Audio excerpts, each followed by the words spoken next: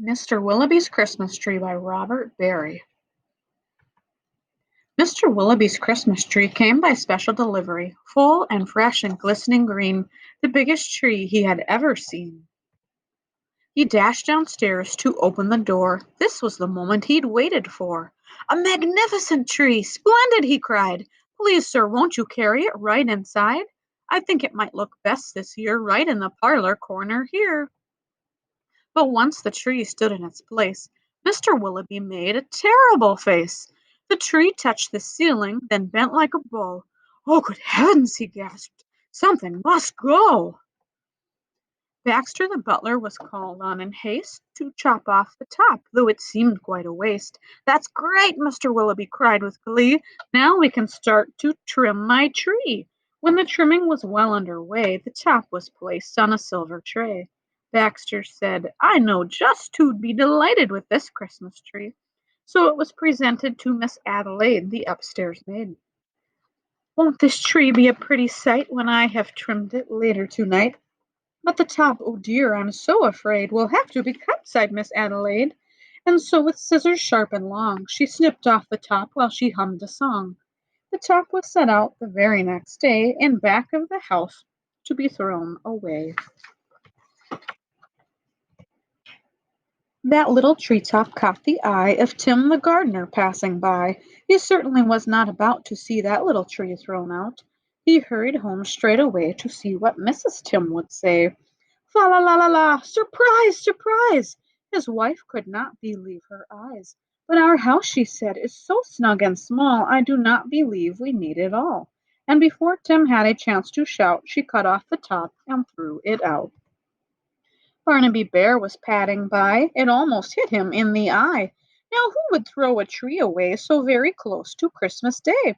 "I'll take it home, that's what I'll do. Look, Mamma Bear, I've a present for you." "Isn't it a pretty tree?" yawned Barnaby quite drowsily. But Little Bear, standing off far, cried out, "That tree won't hold a star!" Barnaby said, "Let's cut a hunk off of the bottom here at the trunk." But Mamma Bear just shook her head and sliced the tree top off instead. "Jolly by golly," Barnaby said with a kick. "Mamma, that surely is just the right trick. Let's trim it with bells and honey rings, some berries and tinsel and popcorn on strings." Mamma said, "Trim it just as you like. I've got to tidy up for the night. This top we won't need any more. I'll put it just outside the door." Later on that frosty night, Frisky Fox came into sight. He spied the tree top, rubbed his chin, opened his sack, and stuffed the top in. He scampered home and jumped his gate. This Christmas present couldn't wait. "It's even better than mincemeat pie," said Mrs. Fox with a happy sigh. Then the foxes saw that their Christmas prize was just a wee bit oversize. "There, my dears, don't you worry. I'll fix this top now in a hurry." Benjamin Rabbit found it then just outside the fox's den.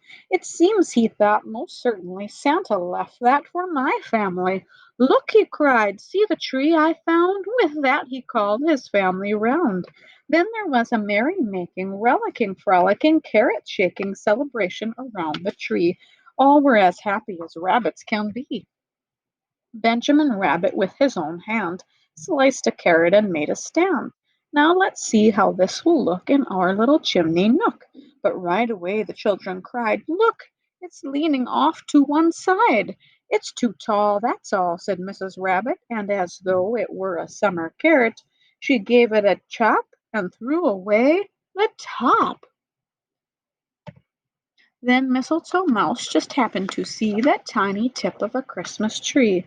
He pulled it through the snow and ice, up some stairs. He fell down twice. At last he reached his cozy house. "It's just the right size," said Mrs. Mouse. Then at the top, if you please, they put a star made out of cheese. Oh, wasn't it grand to have a tree exactly like Mr. Willoughby?